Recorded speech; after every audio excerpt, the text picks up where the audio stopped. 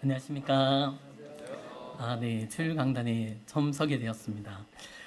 사실 제가 무언가 대단한 또 훌륭한 이런 말씀을 전하기 위해서 선 것이 절대 아닙니다.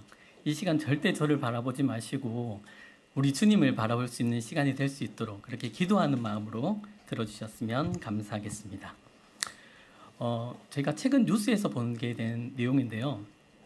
혹시 청년들의 만성질환 1위가 무엇인지 아십니까? 바로 우울증이라고 합니다. 충격적이게도 청소년들의 만성질환 1위도 우울증이라고 합니다.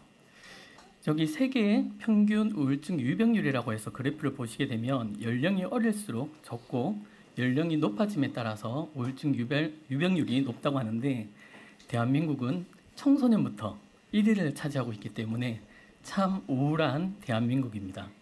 그런데 이러한 이유가 사실 여러 가지 다양한 이유들이 있는데 그 중에 또한 모든 전문가들도 공통적으로 짚고 있는 사항들이 바로 디지털 정보라고 합니다. 이 디지털 정보들이 우리에게 있어서는 사실 많은 유익을 줍니다. 청소년들에서 또 노인에 이르기까지 모두 다가 스마트폰을 통해서 디지털 정보를 얻는데 이 정보들 우리 카카오톡을 통해서 많이 공유를 하실 것입니다. 자녀들 키울 때 이것이 좋다더라, 노는 이렇게 준비하면 좋다더라 라는 내용들을 충분히 공유를 하실 건데 이런 정보들이 때로는 전혀 준비되어 있지 않고 오히려 반대로 걸어가는 사람에게 있어서는 누구보다도 어려운 우울감을 일으킨다고 합니다.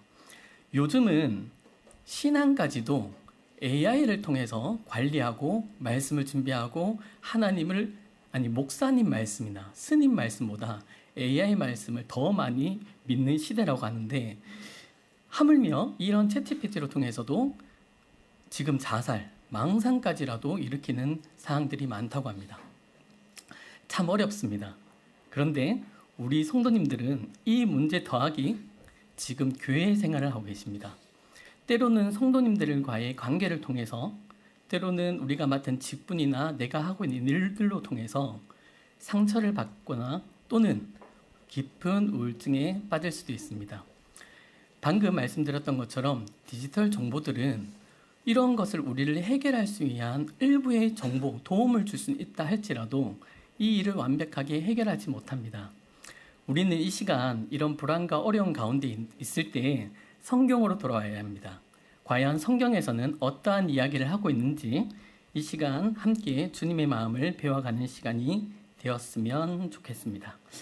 오늘 본문 말씀은 누가복음 7장 17절부터 23절 말씀입니다. 글씨가 비록 작긴 한데 서로 교독하면서 한번 읽었으면 좋겠습니다. 제가 먼저 17절 읽겠습니다.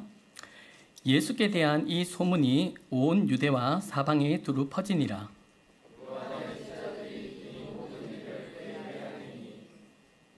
요한의 그 제자 중 둘을 불러 주께 보내어 이르되 오실 그이가 당신이오니까 우리가 다른 이를 기다리오리까 하라 하매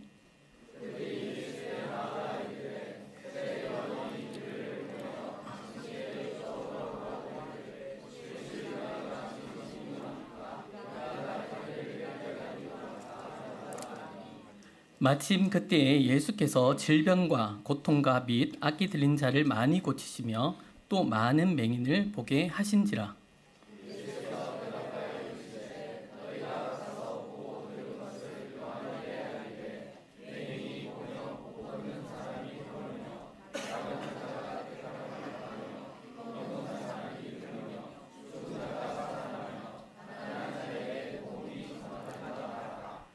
누구든지 나로 말미암아 실족하지 아니하는 자는 복이 있도다 하시니라. 네, 읽어주셔서 감사합니다. 우리가 잘 아는 세례 요한에 대한 말씀입니다. 세례 요한에 대해서 우리가 많이 배웠고 알고 있기 때문에 제가 깊이 있게 말씀을 드리진 않겠지만 한 번만 더 생각해 봤으면 좋겠습니다. 세례 요한은 어떤 사람입니까? 세례 요한은 그 아버지가 사가랴죠. 제사장 가문입니다. 그리고 엄마는 그 엘리사벳입니다. 아론의 혈통입니다. 즉 그는 혈통적으로 전통적인 제사장 가문의 아들입니다. 뿐만 아니라 그는 모태에서부터 뱃속에서부터 성령의 충만함을 받았고 하나님께 사명을 받은 사람입니다. 예수님처럼 가브리엘 천사가 그의 이름을 정해주었습니다. 하나님께서 그의 이름을 정해준 사람입니다. 그의 사역을 보게 되면 그는 선지자의 사역을 하는데 그냥 선지자가 아닙니다. 이사야에서 예언되었던 소리였고 또 말라기에서 예언되었던 약속된 엘리야였습니다. 예수님은 그를 향해서 어떻게 얘기를 하십니까? 선지자보다 더 나은 사람이라고 칭찬하십니다. 여자가 낳은 자 중에 가장 큰 사람이라고 합니다. 예수님이 빛이라면 그는 등불이라고 주님께서 칭찬하십니다. 그 칭찬뿐만 아니라 그의 삶을 살펴보게 될 때에도 세례 요한은 부드러운 옷을 입으며 편안한 제사장의 직분을 감당할 수 있었지만 광야에서 살았습니다. 낙타토롯을 입고 또 석청과 메뚜기를 먹으면서 그의 힘겨운 삶을 살 수밖에 없었던 이유는 그가 어쩔 수 없이 그러한 삶을 살았던 것이 아니라 그곳에서 메시아 그리스도를 기다리며 준비하여야 했기 때문입니다. 많은 사람들이 자신을 따르려고 했을 때 어떻게 하였습니까? 그는 자신을 낮추며 소리라고 하였습니다. 또한 예수님이 자신 앞에 섰을 때는 예수님은 흥해야 되고 자신은 쇠해야 된다는 누구보다도 겸손한 사람입니다. 참으로 이런 사람이 없을 만큼 훌륭한 믿음의 선진인데 이 선진이 오늘날 이런 심각한 질문을 합니다. 누가복음 7장 17절 본문 말씀을 다시 돌아와서 보게 되면 오실 그이가 당신입니까? 우리가 다른 일을 기다리오리까? 라는 19절 말씀이 있습니다. 어떻게 보면 이 질문이 그냥 단순히 궁금해서 할 수 있겠다라고 생각할 수 있겠지만 이 말씀의 전체적인 문맥과 세례 요한의 삶을 보게 되면 이건 결코 단순한 질문이 아닙니다. 왜냐하면 세례 요한은 이 질문에 대한 대답을 벌써 들었습니다. 언제 들었습니까? 바로 예수님께 세례를 베풀 때 그는 들었습니다. 하늘에서 하나님께서 친히 그의 음성으로 성부 하나님이죠. 이는 내 사랑하는 아들이요 내 기뻐하는 자다라는 것을 귀로 들었고 성령님께서 그에게 임하시는 것을 그의 두 눈으로 보았습니다. 뿐만 아니라 구약의 모든 선지자들이 오시리라 하는 그 메시아를 그는 직접 만지기까지 하였습니다. 성삼위 하나님을 경험하였을 뿐만 아니라 하나님의 온전한 증언을 받았습니다. 이 증언이 가장 크다라는 것을 누구보다도 세례 요한이 잘 알았기 때문에 그가 예수님을 드러낼 때에도 동일하게 자신이 본 그 증언을 기록된 말씀으로 우리도 알 수가 있습니다. 그런데 왜 오늘날 이런 위대한 또 어떻게 보면 그런 특별한 선지자가 이런 질문을 할까라는 생각을 해보게 될 때 17절과 18절이 그 이유라고 얘기를 합니다. 예수님께 대한 이 소문이 그의 귀에 들렸을 때 그는 이러한 질문을 할 수밖에 없었다는 것입니다.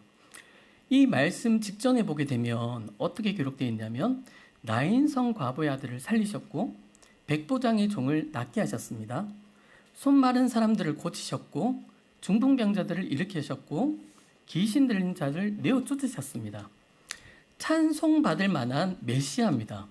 그런데도 불구하고 그는 왜 이런 질문에 빠질 수밖에 없었을까요? 그 이유는 그가 전한 말씀에 있었습니다.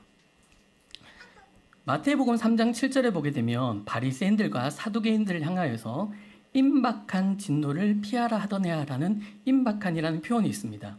이것은 이제 멜루세스라고 발음한다고 하는데 임박한, 다가오는, 장차 일어날이라는 뜻입니다. 여기 또 누가복음 3장 9절에 이미 도끼가 나무 뿌리에 놓였으니라는 표현이 있습니다. 여기에 이미도 예상보다 앞서 시작되었다는 의미, 벌써에 대한 의미를 가지고 있습니다. 그러니까 이 말씀의 의미는 언젠가 심판이 일어날 수 있다라는 것을 이야기하는 것이 아니라 지금 이 심판이 이미 가까이 왔다라는 세례 요한의 선포였습니다. 그렇기 때문에 세례 요한은 지금 여기 보면 바리새인이 누굽니까? 당시 종교 지도자입니다. 사두개인은 누굽니까? 당시의 제사장 계층의 귀족들입니다. 거기에 더 나아가서 그는 이 지역을 다스리고 있는 헤롯 안티파스죠. 그에게 향하여 헤로디아를 취하는 것이 옳지 못하다. 왕 앞에 서기까지 그가 담대히 선포할 수 있었던 그 이유는 심판이 곧 임할 거기 때문에 이 심판은 어떤 심판입니까? 공의의 메시아, 그가 나타나 하나님 나라를 완성하실 거라는 그 선포를 담대했기 때문에 그가 감옥에 갇히기까지 그의 삶이 쇠하는 것에 두려움이 없었습니다. 그런데 지금 다시 본문 말씀으로 돌아와서 누가복음 7장 말씀해 보게 되면 21절과 22절은 예수님께서 공의의 하나님의 장면이 단 하나도 없습니다. 병자들을 고치시고 귀신들을 내어 쫓으시는 그런 사건들입니다. 세례 요한에게 있어서는 반드시 정리가 될 거야. 이 죄인들, 내가 기대했던 이 심판은 반드시 일어날 거야 라고 말은 했지만 정작 예수님께서는 긍휼의 하나님으로 나타나고 계신다는 사실입니다. 이것이 얼마나 어려운 문제냐면요. 우리 한번 생각을 해보십시오. 우리가 하나님 앞에 기도할 때 종종 여러 가지 어려움으로 기도를 합니다. 주님 도와주십시오. 이런 사항들에 참 어려움이 있습니다. 라고 붙들고 있습니다. 그런데 이 기도에 대하여 아무 응답이 없을 때 우리는 누구보다 답답함을 느낄 것입니다. 그런데 이보다 더 큰 답답함이 무엇이냐면 내가 기대하거나 내가 생각했던 것과 전혀 다르게 하나님께서 일하실 때입니다. 이럴 때는 우리도 모르게 하나님, 왜 이런 일이 저에게 일어납니까? 라는 고백과 같다는 것입니다. 그런데 성경은 이 일에 대하여 다시 한 번 더 우리에게 들려주고 있습니다. 하나님의 생각과 내 생각은 다르다는 것입니다. 잘 압니다. 네, 이사야에서도 기록되어 있죠. 하나님의 생각과 내 생각이 다르고 하나님의 길과 내 길이 다르다. 우리가 믿는 성도님들이라면 이 말씀에 모두 다 아멘 할 것입니다. 그런데 내가 묵상하고 있고 내가 그 기대하는 그 말씀에 근거한 내 생각이라고 하면 어떻게 되겠습니까? 이 생각은 굽히기가 결코 쉽지가 않습니다. 왜냐하면 이 근거가 말씀으로부터 시작되었기 때문입니다. 근데 묵상하는 내용은 말씀이라기보다 말씀에 근거한 내 생각을 계속 묵상하다 보니 하나님의 일하심이 오히려 보이지가 않습니다. 하나님의 일하심이 오히려 내 삶을 더 어렵게 만드는, 더 우울하게 만드는, 더 쓰러지게 만드는 것을 경험하게 됩니다. 그런데 세례 요한이 참 잘한 것이 무엇이냐면 세례 요한이 그 생각에 머물러 있지 않다는 것입니다. 오실 그이가 당신입니까? 우리가 다른 일을 기다립니까? 이 질문을 자신이 감옥에서 계속 생각하고 되뇌이다가 실족한 것이 아니라 이 문제에 대하여 다시 한 번 더 예수님 앞에 가지고 나왔다는 사실입니다. 이때 예수님께서는 어떻게 대답하십니까? 네, 함축적이지만 예수님께서 이 모든 말씀을 푼다면 이렇게 해석이 될 것입니다. 그래, 네가 기대한 공의의 하나님, 그것은 내가 반드시 이룰 거다. 하지만 22절의 말씀에 기록된 대로 지금 예수께서 대답하여 이르시되 너희가 가서 보고 들은 것을 요한에게 알리되 라는 이후의 말씀들은 이사야 말씀에 기록된 내용들입니다. 먼저 메시아로서 내가 긍휼의 하나님, 그 하나님의 일을 말씀대로 내가 이루겠다라는 말씀입니다. 이후에 하나님께서는 또한 반드시 공의의 하나님으로 서시겠다는 것입니다. 세례 요한은 어쩌면 공의와 긍휼은 만날 수 없다라고 생각하였을 것입니다. 사실 불가능합니다. 공의가 있게 되면 어떻게 됩니까? 은혜가 없어집니다. 반대로 은혜가 있게 되면 이 죄악들이 난무하기 때문에 공의가 또 사라지게 됩니다. 그러나 예수님께서는 공의와 긍휼을 모두 다 이루시며 세례 요한이 기대했던 것보다 더 놀라운 은혜로 그에게 응답하셨던 사건이라는 것입니다. 우리의 삶에서도 그러합니다. 때로는 우리의 삶에서 넘어지거나 힘들 때 곰곰이 생각해 보시면 때로는 우리의 삶에서 참 이렇게 고통스러울 때는 사실 환경 자체가 문제가 아닙니다. 믿는 성도님들은 누구보다도 기도하시기 때문에 환경 자체로 통해서 넘어지기는 쉽지 않습니다. 주님이 계시기 때문입니다. 그러나 주님이 일하심과 때로는 주님의 침묵하심이 우리를 너무나도 어렵게 합니다.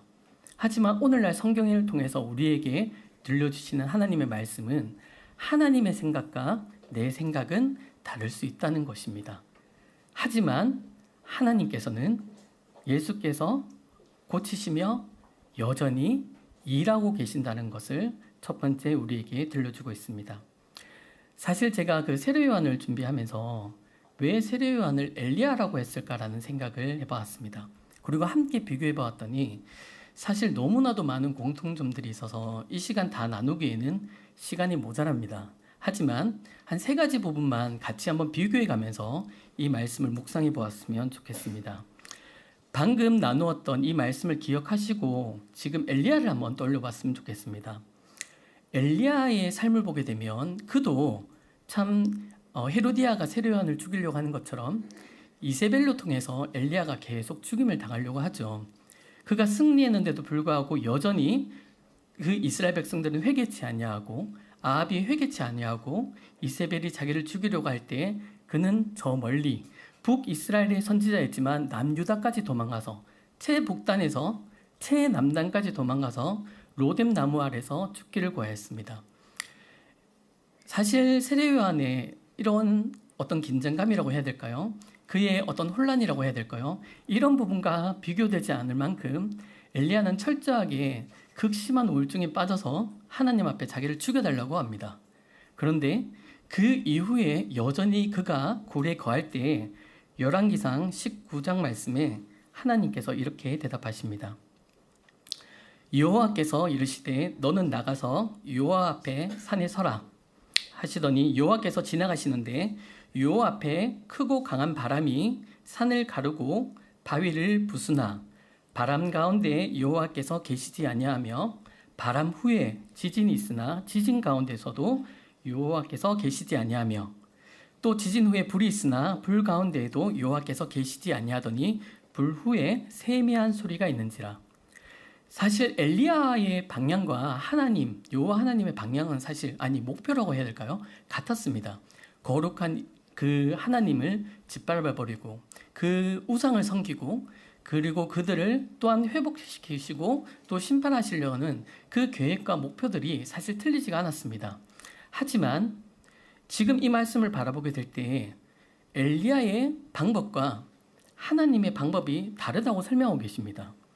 보십시오. 바람 가운데, 지진 가운데, 불 가운데 하나님께서 안 계십니다. 이 이야기를 엘리야에게 왜 하고 계실까요?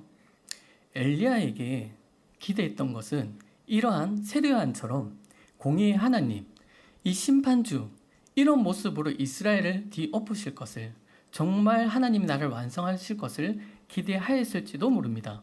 그런데 하나님께서는 그 방법대로 행하지 아니하시고 세미한 소리로 일한다고 얘기하십니다. 이 세미한 음성이 긍휼입니다. 생각해 보십시오. 하나님께서 아합 왕가를 통해서 바로 불을 내려서 멸망시킬 수도 있었지만 하나님께서는 엘리야를 통해서 세미한 소리를 들려주십니다. 아니, 엘리야를 보십시오. 도망친 선지자입니다. 하나님을 배신한 선지자라고요. 하나님 말씀을 지금 따르는 것이 아니라 극심한 우울증으로 돌아섰던 선지자인 그 엘리야를 다시금 부르시고 있는 또한 장면입니다. 이 긍휼이 지금 엘리야에게 들려질 때는 이런 얘기가 됩니다. 나는 분명히 아합 왕가 회개치 아니하면 심판을 할 거야. 하지만 엘리야의 너의 시대 때는 세미한 소리로 여전히 일하신다는 음성으로 그에게 들려졌던 것입니다.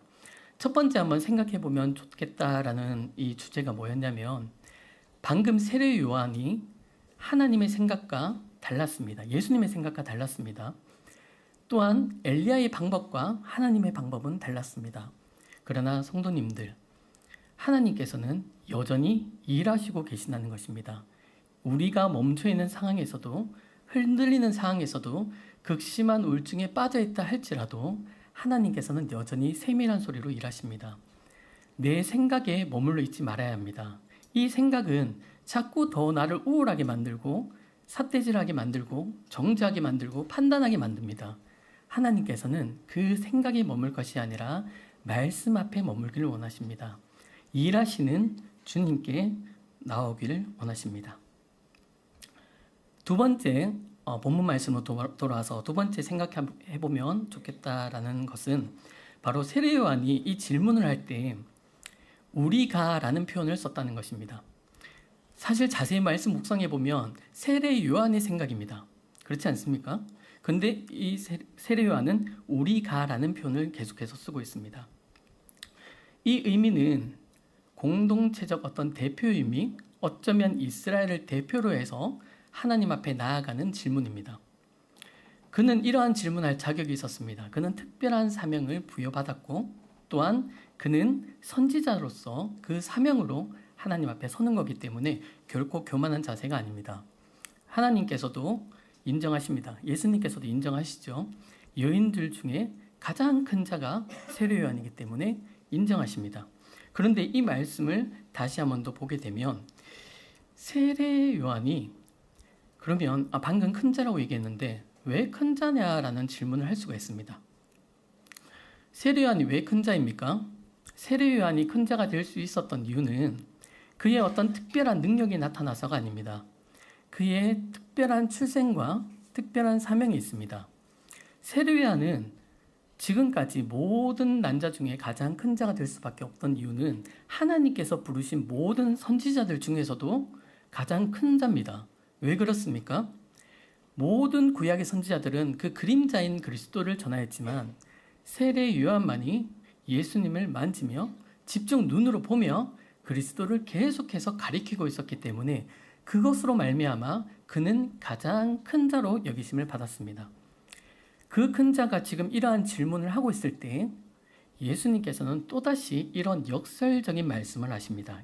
28절 말씀을 보시게 되면 빨간 글씨만 보겠습니다. 하나님 나라에서는 극히 작은 자라도 그보다 크니라. 분명히 세례 요한이 모든 난자 중에 가장 크다고 했는데 지금은 하나님 나라에서는 극히 작은 자가 세례 요한보다 크다고 얘기하고 있습니다. 세례 요한보다 하나님 나라 안에 들어가게 되는 그 맹인이 크다는 것입니다. 지금 이 말씀은 누가 크냐 낮냐를 말씀을 하시기 위해 하나님께서 하신 말씀은 아닙니다. 이 크다는 기준을 누가 정하고 있냐는 것이 더 중요합니다. 예수님께서 하나님 나라의 기준으로 큰 자와 낮은 자를 정하십니다. 더 놀라운 것은 그렇다고 해서 맹인이 큰 자입니까? 아닙니다. 맹인의 눈을 뜨게 하신 예수 그리스도 그분이 크다는 말씀입니다. 분명히 세례 요한은 난자 중에 가장 큰 자지만 또한 하나님 안에서는 큰 자가 아니라는 사실입니다. 자, 이 말씀을 기억하면서 엘리야를 한번 비교해 보겠습니다. 엘리야에게서도 하나님께서 이렇게 말씀하십니다. 여전히 굴에 있을 때 네가 어찌하여 여기 있느냐라고 얘기했을 때 내가 만군의 하나님 여호와께 열심히 유별하다라는 표현이 있습니다. 열심히 유별하다라는 말은 카노킨네티라고 발음한다고 하는데 이것은 카나, 동사로 카나, 질투하다, 열심을 내다라는 표현이 2번 반복된 표현이라고 합니다. 그냥 열심이 아닙니다. 속이 타들어갈 정도의 열심입니다. 그래서 이 말씀을 직역하게 되면 이렇게 됩니다.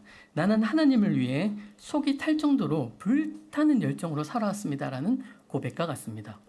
그리고 그는 이렇게 얘기합니다. 오직 나만 남았습니다라고 얘기합니다.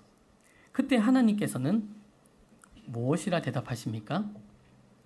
아니, 너만 남은 것이 아니라 7,000명이나 남았다라고 얘기하십니다. 엘리야도 특별한 사람이 아닙니다. 이거는 제 얘기가 아닙니다. 야고보서에 기록되어 있습니다. 야고보서 5장 17절에 엘리야는 우리와 성정이 같은 사람이라고 적혀 있습니다. 즉 엘리야가 특별한 것이 아니라 엘리야를 부르신 하나님이 특별하다라고 성경은 이야기를 하고 있습니다. 우리는 어쩌면 7,000명이라는 단어에 주목할 수도 있습니다. 그러나 7,000명이 특별한 것이 아닙니다. 7,000명을 남기신 하나님이 특별하다라고 이야기하고 있다는 사실입니다. 우리가 방금 SNS나 아니면 유튜브를 통해서 우울증에 걸리거나 어려운 가장 큰 이유가 무엇인지 아십니까? 그들이 왜 그렇게 올리고 있습니까? 그들은 자신의 특별함을 나타냅니다. 우리가 왜 우울증에 걸릴까요?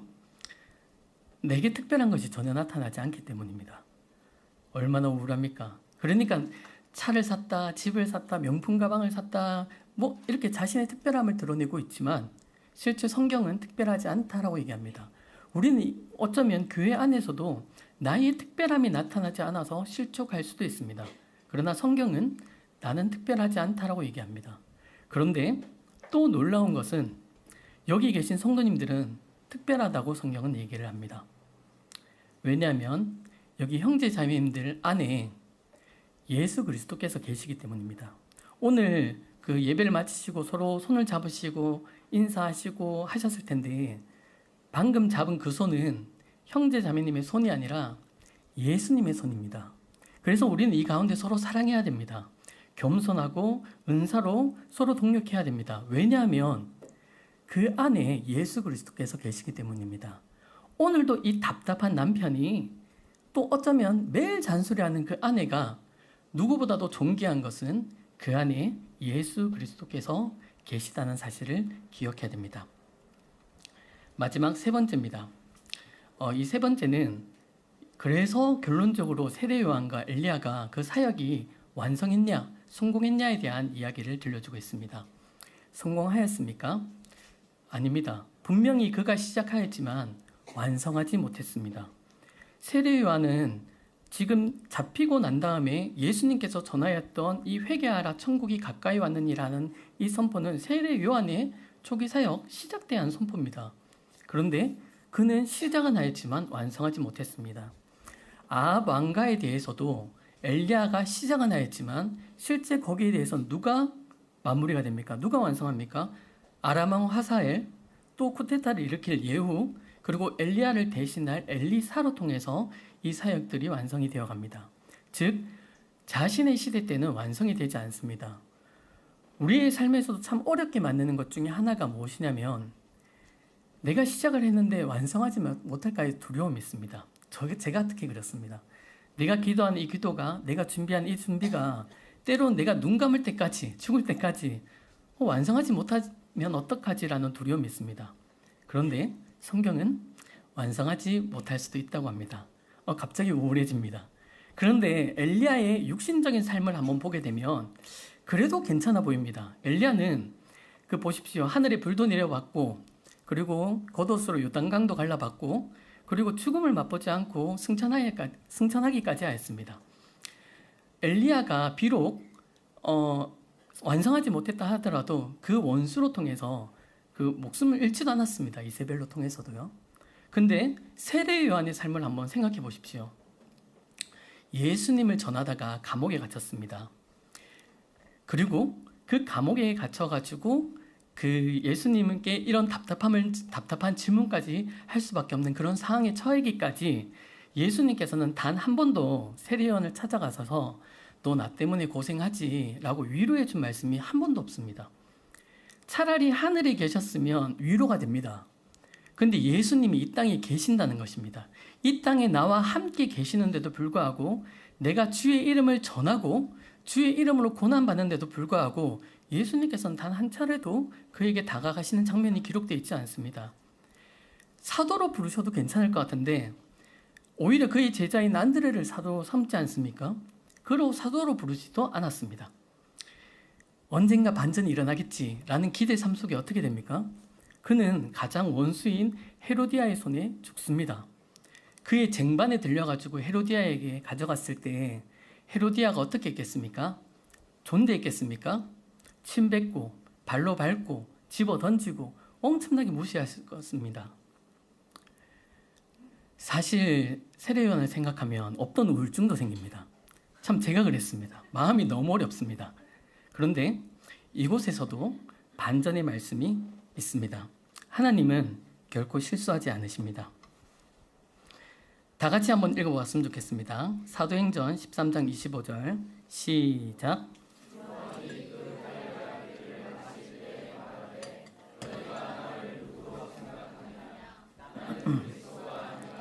내 뒤에 오시는 이가 있으니 나는 그 발에 신간 풀기도 감당하지 못하리라 하였으니. 여기서 주목해야 될 단어는 그 달려갈 길을 마칠 때라는 표현입니다. 세례 요한은 그 달려갈 길을 마칠 때까지 예수 그리스도를 전했습니다. 나는 그리스도가 아니야. 바로 내 뒤에 계시는 하나님, 이분을 전했습니다. 언제까지 전했습니까? 그가 목배임을 당하는 그날까지도 전했습니다. 하지만 또 다른 이야기가 여기에 기록이 되어 있습니다. 이 말씀은 디모데 후서에서 그 바울 형제님이 내가 달려갈 길을 다 마쳤다라는 표현처럼 세례 요한의 신앙의 고백이기도 합니다. 방금 우리가 나누었던 말씀을 생각하면서 세례 요한의 고백을 들어보십시오. 너희는 나를 누구로 생각하느냐? 나는 그리스도가 아니다. 내 생각과 하나님의 생각이 다르다. 맞아, 나는 그리스도가 아니기 때문이다. 나는 특별하지 않아. 왜냐하면 나는 그리스도가 아니기 때문이다. 내가 시작은 했지만 나는 완성할 수가 없어. 왜냐하면 나는 그리스도가 아니기 때문이다. 그러나 내 뒤에 계시니 그분이 누굽니까? 나의 생각보다 나의 방법보다 더 놀라웠게 은혜를 베푸실 그 하나님께서 그의 가장 특별한 방법으로 또 그 특별하신 그 능력으로 그 하나님께서 완성하신다라는 신앙의 고백이기도 하면서 그는 지금까지 내 뒤에 오신 이만 전했다면 그의 달려갈 길의 마지막에서는 내 뒤에 오신 이를 바라보았습니다. 내 뒤에 계신 이를 바라보았습니다. 나의 등 뒤에서 나를 도우시는 그 하나님으로 말미암아 나는 이 달려가야 될 이 사명의 길을 잘 마칠 수 있었다는 그의 신앙의 고백이기도 합니다. 이 신앙의 고백이 사도행전에서 20장에서 바울 형제님으로 하여금 내가 달려갈 길과 주 예수께 받은 사명으로 또 다른 사명으로 이어집니다. 형제 자매님들께서 달려가신 이 길은 지금 세례 요한이 달려가고 있는 방향과 똑같은 그리스도를 드러내는 삶의 길들입니다. 세례 요한의 삶이 비참했다고요? 아닙니다. 엘리야가 화려했다고요? 아닙니다. 엘리야는 분명히 화려한 듯 보였으나 그의 승천하심은 우리가 변화산 사건을 통해서 기록된 말씀처럼 예수 그리스도의 승천하심에 대한 그림자일 뿐이었습니다. 그의 삶의 사명도 그리스도를 드러내는 것이었습니다. 세례 요한이 비참했다고요? 아닙니다. 그의 의인의 삶으로서 그 악인으로 통해서 그렇게 짓밟히고 침뱉음을 당하고 목배임을 당하기까지 십자가에 달리신 예수 그리스도를 온전히 드러내고 그는 그림자로서 그 사명을 감당하였을 것입니다. 가끔 제가 상상을 해보면 너무 감정이 벅차올 때가 있습니다. 세례 요한이 하나님 앞에 섰을 때 주님께서 어떻게 하셨을까? 누구보다도 참 이렇게 너무나도 따뜻하게 끌어안으셨을 것 같습니다. 성도 형제자매님, 혹시라도 우리의 사명의 길에서 내 삶이 세례 요한보다 낫지 않아 라고 만약에 좌절과 우울과 또 극심한 예수님을 통한 실족이 일어난다 할지라도 세례 요한의 결국을 기억하셨으면 좋겠습니다. 그 세례 요한은 또한 한 번 더 이렇게 얘기합니다. 내 뒤에 계시니 내 뒤에 있는 그가 누굽니까? 예수 그리스도를 바라보기를 원하십니다. 시간이 좀 되었지만 그래도 영상 한번 보도록 하겠습니다. 이것은 실제 있었던 사건입니다. 한 8년 전 뉴스인데 승부차기에서 골키퍼는 좋다고 나가는데 지금 공이 이렇게 들어가고 있습니다. 난리가 났습니다. 사실 손흥민도 이런 골을 한 번도 성공한 적이 없습니다. 자, 한 번 더 보겠습니다. 분명히 지금 어떻게 됩니까? 정말 어처구니 없습니다. 그런데 골이 됩니다. 제가 이 영상을 보면서 이런 생각이 들었습니다. 우리의 삶이 이와 같다라는 생각이 듭니다. 주님께서 우리의 삶에 승리를 약속하셨고 우리의 삶에 행복을 약속하셨는데 지금 골을 찼더니 지금 현실의 공은 하늘에 있습니다. 이것이 우리의 삶의 현실이기 때문에 이 킥것처럼 낙담합니다. 낙심하게 됩니다. 그러나 이 사람의 결국을 보았던 것처럼 우리의 삶의 결국도 이와 같다라는 것을 기억하셨으면 좋겠습니다. 자, 마지막 본문 말씀입니다. 누가복음 7장 23절. 누구든지 나로 말미암아 실족하지 아니하는 자는 복이 있도다 하시니라. 예수님께서는 우리가 실족하지 않기를 원하십니다. 그냥 염려하거나 근심하지 않기를 원하시는 것이 아니라 예수님으로 말미암아 실족하지 않기를 원하신다는 말씀을 기억하여 주셨으면 좋겠습니다. 실족하지 않은 자의 복을 누리셨으면 좋겠습니다. 결론입니다. 내가 품은 기대와 내 생각, 내 방법과 다르더라도 주님은 여전히 일하시고 계십니다. 나의 크고 특별함을 보는 것이 아니라 너와 내 안에 계신 예수님을 바라보아야 합니다. 세 번째는 우리 다 같이 한번 읽겠습니다. 시작. 내가 완성하는 것이 아니라 나의 등 뒤에서 도우시는 하나님을 끝까지 신뢰하는 것. 아멘. 제가 참 이렇게 부족한 가운데서 말씀을 준비했습니다. 그래서 참 많이 모자란 부분이 있고 또 전달하는 과정에서도 또 많은 실수가 있었을 거라 생각합니다.